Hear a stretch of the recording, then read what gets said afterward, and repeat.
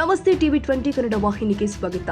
ರಾಜ್ಯದ 3 ಕ್ಷೇತ್ರದಲ್ಲಿ ಬಿಜೆಪಿಯ ಸೋಲಿನ ಬಗ್ಗೆ ಬಿಜೆಪಿ ರಾಜ್ಯಾಧ್ಯಕ್ಷ ಬಿವೈ ವಿಜೇಂದ್ರ ಪ್ರತಿಕ್ರಿಯೆ ಕೊಟ್ಟಿದ್ದಾರೆ.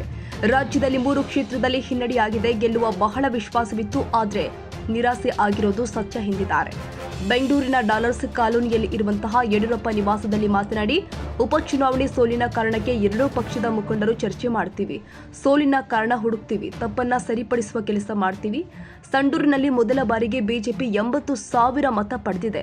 ಸಂಡೂರು ಫಲಿತಾಂಶವನ್ನು ನಾನು ಹಿನ್ನಡೆ ಅಂತ ಭಾವಿಸಲ್ಲ, ಆದರೆ ಶಿಗ್ಗಾವಿಯಲ್ಲಿ ಭರತ್ ಬೊಮ್ಮಾಯಿ ಸೋಲು ನಮಗೆ ಆಘಾತ ತಂದಿದೆ. ಈ ಸೋಲಿನ ಕಾರಣ ಹುಡುಕ್ತೀವಿ ಎಂದಿದ್ದಾರೆ. ಕರ್ನಾಟಕದಲ್ಲಿ 3 ಕ್ಷೇತ್ರಗಳ ಉಪಚುನಾವಣೆ, ಚನ್ನಪಟ್ಟಣ, ಶಿಗ್ಗಾವಿ ಹಾಗೂ ಸಂಡೂರು 3 ಕ್ಷೇತ್ರದಲ್ಲಿ ನಮಗೆ ಹಿನ್ನಡೆ ಆಗಿದೆ. 3 ಕ್ಷೇತ್ರದಲ್ಲಿ ಚನ್ನಪಟ್ಟಣದಲ್ಲಿ ನಾವು JDS ನಮ್ಮ ಮಿತ್ರ ಪಕ್ಷ, ಶಿಗ್ಗಾವಿ ಮತ್ತು ಸಂಡೂರಿನಲ್ಲಿ ಭಾರತೀಯ ಜನತಾ ಪಾರ್ಟಿ ಗೆಲ್ತೇವೆ ಅಂತೇಳಿ ಭಾಳ ವಿಶ್ವಾಸನ ಇಟ್ಕೊಂಡಿದ್ವಿ. ಆದರೆ ನಮಗೆ ನಿರಾಸೆ ಆಗಿರ್ತಕ್ಕಂಥದ್ದು ಸತ್ಯ, ಅದರಲ್ಲೇನೂ ಎರಡು ಮಾತಿಲ್ಲ. ಎರಡೂ ಪಕ್ಷದ ಮುಖಂಡರೆಲ್ಲ ಹಿರಿಯರು ಕೂತು ನಾವು ಚರ್ಚೆ ಮಾಡ್ತೇವೆ ಬರೋಂಥ ದಿನಗಳಲ್ಲಿ. ನಮಗೆ ಹಿನ್ನಡೆ ಆಗೋದಕ್ಕೆ ಕಾರಣಗಳು ಏನು,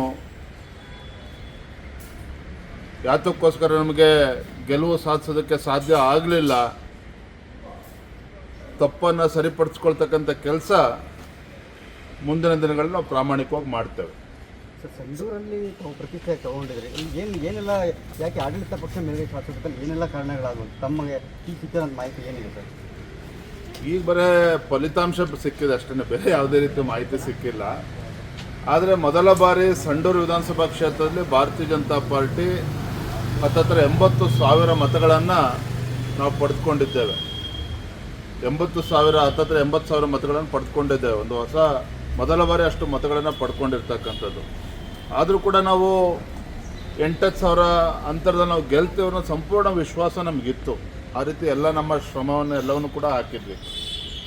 ಆದರೆ ಅದ್ರ ನಡುವೆನೂ ಕೂಡ ನಮಗೆ ಅಲ್ಲಿ ಗೆಲ್ಲೋದಕ್ಕೆ ಸಾಧ್ಯ ಆಗಿಲ್ಲ. ಅದು ಸಂಡೂರಿನ ಫಲಿತಾಂಶನ ಹಿನ್ನಡೆ ಅಂತೇಳಿ ನಾನು ಭಾವಿಸೋದಿಲ್ಲ.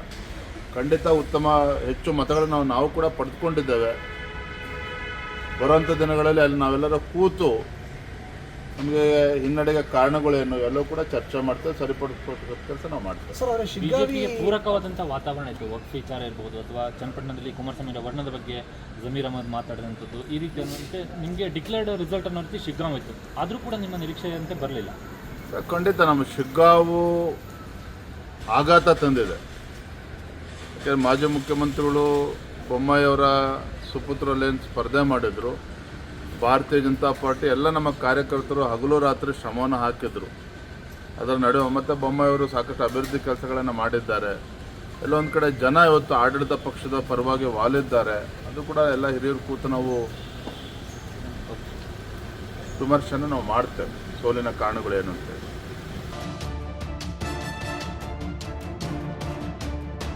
ಕನ್ನಡಿಗರ ಮೆಚ್ಚಿನ ನಿಮ್ಮ ಟಿವಿ20 ಕನ್ನಡ ವಾಹಿನಿ ಇದೀಗ ಟಿವಿಯಲ್ಲಿ ಲಭ್ಯ. ಕರ್ನಾಟಕ ಮತ್ತು ದೇಶ ವಿದೇಶದ 360 ಡಿಗ್ರಿ ಸುದ್ದಿ ವಿವರವನ್ನ ಪಡೆಯುವುದಕ್ಕೆ ಟಿವಿ20 ವಾಹಿನಿಯನ್ನು ಲೈಕ್ ಮಾಡಿ, ವಿಡಿಯೋಗಳನ್ನು ಶೇರ್ ಮಾಡಿ, ಕಮೆಂಟ್ ಮಾಡಿ, ಸಬ್ಸ್ಕ್ರೈಬ್ ಮಾಡಿ. HCN ಕೇಬಲ್ 842 ನಂಬರ್ನಲ್ಲಿ ಹುಕ್ಕೇರಿ ತಾಲೂಕು ಹಾಗೂ ಸಂಕೇಶ್ವರದ ಸುತ್ತಮುತ್ತಲಿನ ಹಳ್ಳಿಗಳಲ್ಲಿ ಲಭ್ಯ.